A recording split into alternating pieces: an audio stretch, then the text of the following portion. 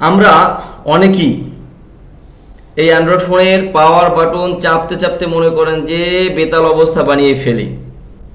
পাওয়ার বাটনে কাজ করে না, টোটালি কাজ করে না, চাপতে চাপতে পাওয়ার বাটন শেষ হয়ে গেছে, চিন্তায় পড়ে গেছে, তাই না?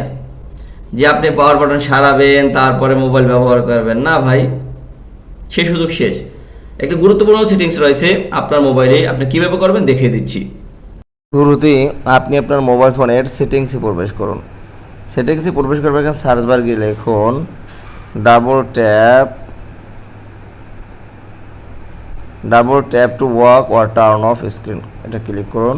ক্লিক করবে, দেখেন এখানে আপনার এই অপশন চলে আসছে যে double tap to walk or turn off screen. এটা আপনি অন করে দেন। আপনাদের অফ করে থাকে তাহলে এটাকে আপনারা অন করে দেবেন।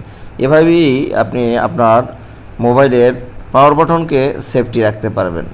ধন্যবাদ। এভাবে আরও নতুন নতুন ভিডিও পেতে আমার